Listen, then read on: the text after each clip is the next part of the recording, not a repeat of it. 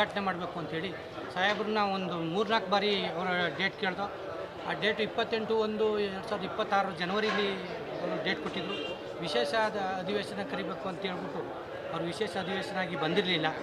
ಇವಾಗ ಅವರು ಟೈಮ್ ಕೊಟ್ಟು ನಾನು ಬಡ್ಜೆಟ್ ಆದ ಮಾರನೆಗೆ ಬರ್ತೀನಿ ಅಂತ ಹೇಳ್ಬಿಟ್ಟು ಅವರು ಕಾಲಾವಕಾಶ ಕೊಟ್ಟಿದ್ದಾರೆ. ಸನ್ಮಾನ್ಯ ಮುಖ್ಯಮಂತ್ರಿಗಳಾದ ಸಿದ್ದರಾಮಯ್ಯನವರು. ನಮಗೆ ಈ ಊರು ತುಂಬ ಭಾಳ ಇತಿಹಾಸ ಪ್ರಸಿದ್ಧವಾದಂಥ ಊರಾಗಿ ಮಾರ್ಪಾಟಾಗ್ತಾಯಿದೆ. ನಮಗಂತೂ ತುಂಬ ಭಾಳ ಹೆಮ್ಮೆಯಿಂದ ಕಾಯ್ತಾ ಇದ್ದೀವಿ ನಾವು ಅವ್ರ ಬರುವಿಕೆಯನ್ನು. ನಮ್ಮ ಬಹುಜನಗಳ ಈ ಗ್ರಾಮದ ಬೇಡಿಕೆ ಇತ್ತು. ಸಾಹೇಬ್ರನ್ನ ಕರೆಸಿ ಮುಖ್ಯಮಂತ್ರಿಗಳಾದಂಥ ಸಂದರ್ಭದಲ್ಲಿ ಅವ್ರನ್ನ ಕರೆಸಿ ಈ ಒಂದು ದೇವಸ್ಥಾನದ ಉದ್ಘಾಟನೆ ನಾವು ಮಾಡಬೇಕು ಅಂತೇಳಿ ನಾವೆಲ್ಲ ತುಂಬ ಆಸೆ ಇಟ್ಕೊಂಡಿದ್ದೋ. ಅವ್ರು ಬರೋಕ್ಕಾಗಲಿಲ್ಲ ಅಂತ ಹೇಳಿದ್ರು ಕೂಡ ನಾವು ದೇವಸ್ಥಾನದ ಉದ್ಘಾಟನೆ ಡೇಟನ್ನು ಪದೇ ಮುಂದೂಡಿ ಈ ನಮ್ಮ ಗ್ರಾಮಸ್ಥ ಮಹಿಳೆಯರು, ಮಕ್ಕಳು, ದೊಡ್ಡವರು, ಹಿರಿಯರು ಎಲ್ಲರೂ ಕೂಡ ಸಾಹೇಬ್ರನ್ನ ಕರೆಸಿಯೇ ನೀವು ಉದ್ಘಾಟನೆ ಮಾಡಬೇಕು ಅಂತೇಳಿ ನಮಗೆ ಒತ್ತಾಯ ಮಾಡಿದ್ರು. ನಾವು ಕೂಡ ಸಾಹೇಬ್ರನ್ನ ಹೋಗಿ ಸಿದ್ದರಾಮಯ್ಯ ಸಾಹೇಬ್ರನ್ನ ಬೇಡ್ಕೊಂಡಾಗ ಅವ್ರಿಗೆ ಇಷ್ಟೊಂದು ಒತ್ತಡದ ಟೈಮ್ನಲ್ಲಿ ಬಡ್ಜೆಟ್ ಮಂಡನೆ ಮಾಡ್ತಕ್ಕಂಥ ಒತ್ತಡದಲ್ಲಿ, ಬಡ್ಜೆಟ್ ಮೀಟಿಂಗ್ಗಳನ್ನ ಕಾಲ್ ಮಾಡ್ತಕ್ಕಂಥ ಒತ್ತಡದಲ್ಲೂ ಕೂಡ ಅವರು ಈ ಗ್ರಾಮಕ್ಕೆ ಬರೋಕ್ಕೆ ಒಪ್ಕೊಂಡಿದ್ದಾರೆ. ಅವ್ರಿಗೆ ಅನಂತ ಈ ನಮ್ಮ ಗ್ರಾಮದ ಪರವಾಗಿ ಅನಂತ ಕೋಟಿ ನಮಸ್ಕಾರಗಳು ಅವ್ರಿಗೆ.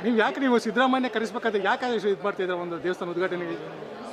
ನಮಗೆ ನಾವು ಎಲ್ಲರೂ ಕೂಡ ಈ ಶಿರ್ಮಳಿ ಗ್ರಾಮದಲ್ಲಿ ನಾವು ಹೆಚ್ಚಾಗಿ ಪೂರ್ತಿ 2000 ಜನಸಂಖ್ಯೆ ಇದ್ದೀವಿ. ನಾವು ಅವರ ಅಭಿಮಾನಿಗಳು, ಅವರ ಸಮಾಜದ ನಮ್ಮ ಗುರುಗಳು ಅವರು. ನಮಗೆ ಬೀರೇಶ್ವರ ಬಂದಷ್ಟೇ ಖುಷಿ ಆಯ್ತಾ ಇದೆ ನಮ್ಮ ದೇವಸ್ಥಾನಕ್ಕೆ. ನಾವು 5 ಗಡಿಗಳನ್ನ ಕರೆಸಿದ್ದೀವಿ ಇಲ್ಲಿ.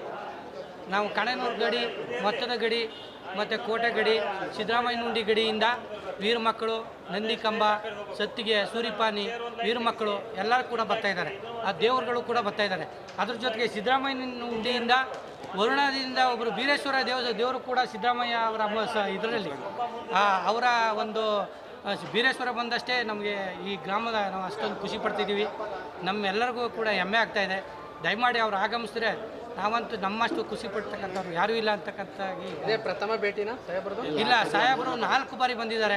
ಅವರು MP ಆಗಿ 2 ಏಳ್ಗೆ ಗುರ್ತಿಗೆ ನಿಂತಿದ್ದಂಥ ಒಂದು ಸಂದರ್ಭ, ಬಸವನಗುಪ್ಪನ ಮಿನಿಸ್ಟರ್ ಆಗಿದ್ದಾಗ ಒಂದು ಸಂದರ್ಭ, ಮತ್ತೆ ಇವ್ರಿಗೆ ಬಂದಿದ್ರು. ವಿರೋಧ ಪಕ್ಷ ನಾಯಕರಾಗಿ ಕೂಡ 3ನೇ ಬಾರಿಗೆ ಬಂದಿದ್ರು. CM ಆಗಿದೆ ಪ್ರಥಮ ಬಾರಿ. ಇದು ನಮ್ಮೆಲ್ಲರ ಅದೃಷ್ಟ, ನಮ್ಮ ಗ್ರಾಮದ ಅದೃಷ್ಟ. ಸರ್, ಈಗ ನಿಮ್ಮ ಆಸೆಯಿಂದ CM ಸಿದ್ದರಾಮಯ್ಯ ಬರ್ತಿದ್ದಾರೆ, ಅವ್ರಿಗೇನು ಸ್ಪೆಷಲ್ ಉಡುಗೊರೆ ಏನಾದ್ರು ಇದೆಯಾ ಸರ್ ನಿಮ್ಮ ಕಡೆಯಿಂದ? ಸರ್ ಇದೆ ಸರ್, ನಮ್ಮದೇ ಆದಂಥ ನಮ್ಮದೇ ಸಂಪ್ರದಾಯದ ಉಡುಗೊರೆಯನ್ನು ಸಿದ್ಧ ಮಾಡ್ಕೊಂಡಿದ್ದೀವಿ. ಅದನ್ನು ಅಲ್ಲಿ ವೇದಿಕೆ ಮೇಲೆ ಕೂಡ ಉಡುಗೊರೆ ಕೊಡಾಗಲೇ ಕೂಡ ನಾವು ಕಾನ್ಫಿಡೆನ್ಷಿಯಲ್. ಹಾಗಾಗಿ ನಾವು ನಮ್ಮ ಸಮಾಜಕ್ಕೆ ಸಂಬಂಧಪಟ್ಟಂಗೆ ಉಡುಗೊರೆ ಕೊಡಬೇಕು ಅಂತೇಳಿ. ಸರ್, ನಾವು ಸಾಮಾಜಿಕ ನ್ಯಾಯದ ಅಧಿಕಾರರು ಅಂತೇಳಿ ನಮ್ಮ ಸಿದ್ದರಾಮಯ್ಯ ಸಾಹೇಬ್ರನ್ನ ಎಲ್ಲ ಕೂಡ ಗೊತ್ತಾಗಿದೆ ಈಗೆಲ್ಲ. ಅದರ ಜೊತೆಗೆ ದಾಖಲೆ ಬಡ್ಜೆಟನ್ನು ನಾವು ಇವತ್ತು ಮಂಡನೆ ಮಾಡಿದ್ದಾರೆ ಸರ್. ಅದು ಅತ್ಯಂತ ಭಾಳ ಅಭಿಮಾನಪೂರ್ವಕವಾಗಿ ಕರ್ನಾಟಕ ರಾಜ್ಯದಲ್ಲಿ ಹೆಮ್ಮೆ ಪಡ್ತಕ್ಕಂಥ ಇದು.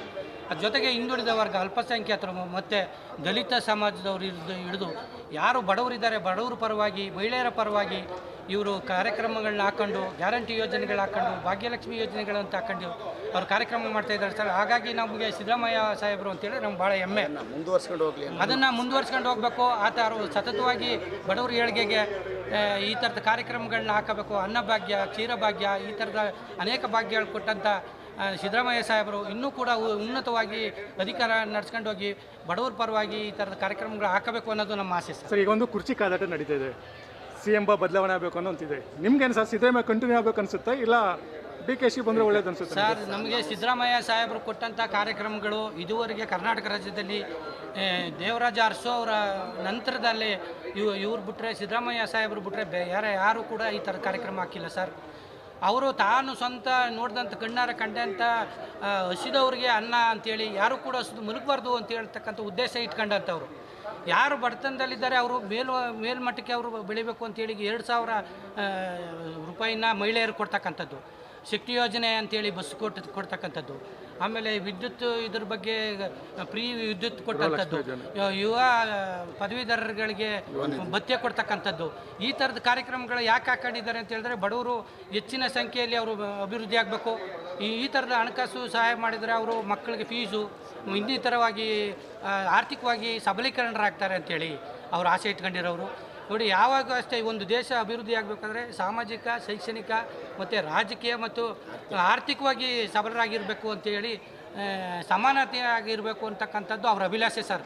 ಆ ಥರದ ಉದ್ದೇಶ ಇಟ್ಕೊಂಡಿರೋದ್ರಿಂದ ಬೇರೆ ಯಾರೂ ಕೂಡ ಆ ಥರದ ಉದ್ದೇಶ ಇಟ್ಕೊಂಡಿಲ್ಲ. ದಯಮಾಡಿ ಸಿದ್ದರಾಮಯ್ಯ ಸಾಹೇಬರು ಇನ್ನೂ ಮುಂದುವರಿಬೇಕು, ಅವರು ಇನ್ನೂ ಉನ್ನತ ಹುದ್ದೆಯನ್ನು ಅವ್ರಿಗೆ ಭಗವಂತ ಕೊಡಬೇಕು ಅಂತ ನಾವು ಅವರು ಒಂದು ಮಾತು ಹೇಳ್ತಾರೆ ಸರ್, ಏನಂತಂದರೆ ನಾವು ಕುರುಬ ಅನ್ನೋ ಒಂದು ಕಾರಣಕ್ಕೆ ನನ್ನ ಮೇಲೆ ಅಸೂಯೆ ಪಡ್ತಿದ್ದಾರೆ, ಹೊಟ್ಟೆ ಕಿಚ್ಚು ಪಡ್ತಿದ್ದಾರೆ, ಅಂದರೆ ಕುರ್ಚಿಯಿಂದ ಕೆಳಗಿಳಿಸೋಕೆ ಪ್ರಯತ್ನ ಮಾಡ್ತಿದ್ದಾರೆ ಅಂತ ಒಂದು ಆರೋಪ ಮಾಡ್ತಿದ್ದಾರೆ. ಅದು ನಂಬ್ತೀರ ಅದನ್ನ? ಅದು ಅಕ್ಷರ ಸತ್ಯ ಸರ್. ಯಾಕೆ ಅಂತ ಹೇಳಿದ್ರೆ ಒಬ್ಬ ಕುರಿ ಎಣ್ಸಕ್ಕೆ ಬರ್ದಿದ್ದವನು ಆರ್ಥಿಕ ಇದನ್ನು ಹಣಕಾಸು ನಿರ್ವಹಣೆಯನ್ನು ಮಾಡ್ತಾರೆ ಅವರು ಸಚಿವರಾಗಿ ಅಂತೇಳಿ ಮೊದಲೇ ಕೂಡ ಭಾಳ ಅವಮಾನ ಕೂಡ ಹೇಳಿಕೆಗಳನ್ನ ಮಾಡಿದರು. ಈವಾಗಲೂ ಕೂಡ ಆ ಥರದ್ದು ಸಾಮಾಜಿಕ ಜಾಲತಾಣಗಳಲ್ಲಿ ಮತ್ತು ದೃಶ್ಯ ಮಾಧ್ಯಮ ಮತ್ತು ಪತ್ರಿಕೆಗಳಲ್ಲೆಲ್ಲ ಕೂಡ ಆ ಥರದ ಅವ್ರನ್ನ ಅವಹೇಳನ ಮಾಡೋ ರೀತಿಯಾಗಿ ಕಂಡಮ್ ಮಾಡ್ತಾಯಿದ್ದಾರೆ ನೋಡಿ. ಆಗಿದ್ದರೂ ಕೂಡ ಯಾರಿಗೆ ಛಲದಂಕ ಮಲ್ಲನ ರೀತಿ ಒಂದು ಛಲ ಇದ್ದರೆ ಈ ಹಣಕಾಸು ನಿರ್ವಹಣೆಯನ್ನು ಹೇಗೆ ಮಾಡ್ಬೋದು ಅಂತಕ್ಕಂಥದ್ದನ್ನು ಅವರು ಇವತ್ತು ಸಾಬೀತುಪಡಿಸಿದ್ದಾರೆ. 17ನೇ ಬಡ್ಜೆಟ್ ಮಾಡಿ ಸಾಬೀತು ಮಾಡಿದ್ದಾರೆ. ಈಗ ಒಬ್ಬರು ಪತ್ರಿಕೆಯವರು ಹೇಳ್ತಾ ಇದ್ರು, ಅಲ್ಲಿ ಸಿದ್ದರಾಮಯ್ಯನವರು ಬೇರೆ ರೀತಿಯಾಗಿ ಬೇರೆಯವರು ಹಣಕಾಸು ಇದನ್ನು ನಿರ್ವಹಣೆ ಮಾಡಬೇಕಾದ್ರೆ ಕಳೆದ ವರ್ಷ ಬಡ್ಜೆಟಲ್ಲಿ ಕೇವಲ ಒಂದು 5% ಎಲ್ಲಕ್ಕೂ ಜಾಸ್ತಿ ಮಾಡಿಬಿಟ್ಟು ನೀವು ಬಡ್ಜೆಟ್ ಮಾಡಿ ಮಂಡನೆ ಮಾಡಿ ಅಂತಂತಿದ್ರು. ಸಿದ್ದರಾಮಯ್ಯ ಸಾಹೇಬ್ರು ಹಂಗಲ್ಲ, ಪ್ರತಿಯೊಂದು ಡಿಪಾರ್ಟ್ಮೆಂಟಲ್ಲೂ ಕೂಡ ಹಣಕಾಸು ವ್ಯವಸ್ಥೆ ಹೆಂಗಿದೆ ಏನು ಎತ್ತ ನಾ ಯಾವ ರೀತಿ ಹೊಸ ಕಾರ್ಯಕ್ರಮಗಳು ಹಾಕಬೋದು, ಅಭಿವೃದ್ಧಿ ಕಾರ್ಯಗಳು ಹಾಕಬೋದು, ಬಡವ್ರನ್ನ ಮೇಲೆ ತರಬೇಕಾದ್ರೆ ಯಾವ ಥರದ ಕಾರ್ಯಕ್ರಮ ಹಾಕಬೇಕು ಅಂತೇಳಿ ಅವರು ಭಾಳ ಉದ್ದೇಶ ಇಟ್ಕೊಂಡು ದೂರದೃಷ್ಟಿಯಿಂದ ಈ ಥರದ ಬಡ್ಜೆಟ್ ಕಾರ್ಯಕ್ರಮ ಹಾಕಿದ್ದಾರೆ ಸರ್.